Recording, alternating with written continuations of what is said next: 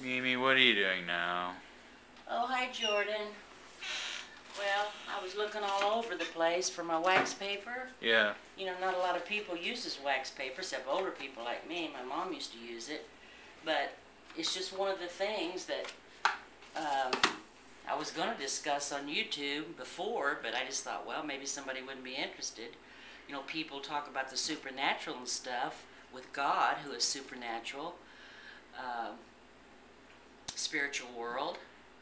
Well, what about the paranormal spiritual world?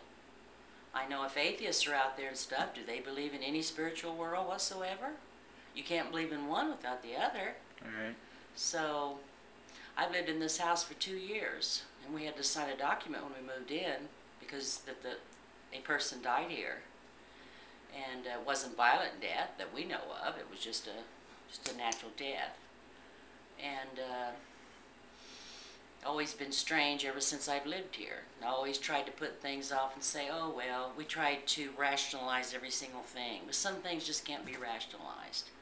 Like the voices, the low rumbling voices that, like when you lay down at night or something, you'll hear low, like a whole bunch of voices talking all at one time. Kind of like if you're in a restaurant and everybody's talking, but you can't hear what they're saying. But it's low keyed, a whole bunch of voices.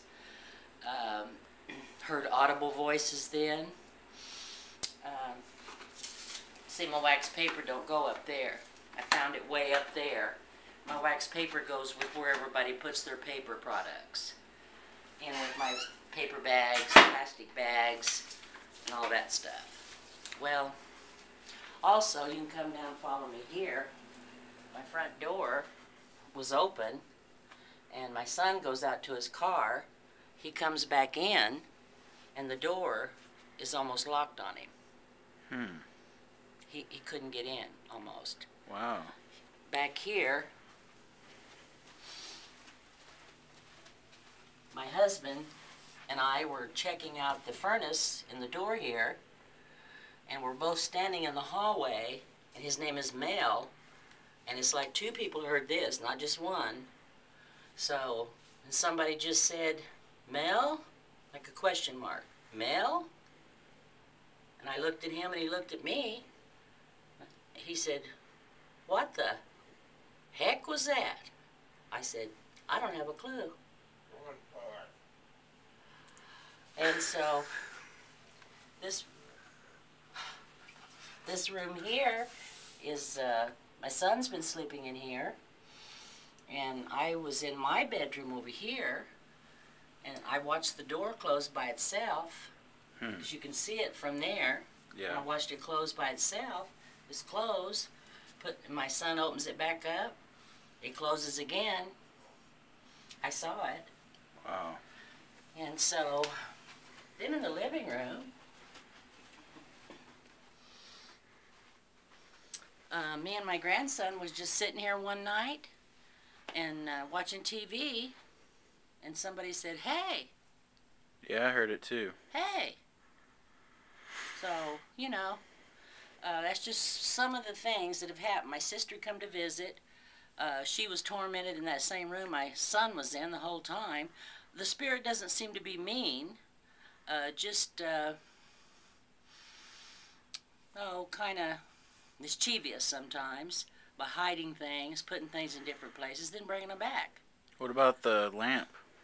The lamp over here was on, and then we found it totally unplugged. So, and my dog's another issue. He'll just be sitting, and all of a sudden, then he'll just go into kind of a bark and go off into the hallway and start staring up at the ceiling. And barking at it. And barking at whatever's up at the ceiling. So he has those strange inhibitions too. So I'm just wondering if you guys, do you know anything about paranormal? Maybe you can help me out with this. So, it's pretty aggravating. You know, when I first moved here 2 years ago, I thought, well, we can rationalize it all, like I said.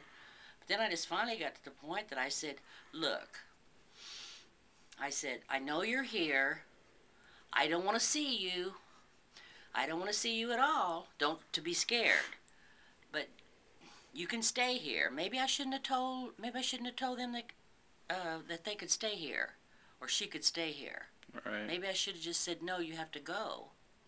But I just said, you can stay here. If I don't want to see you, though. And as long as you're not doing anything evil.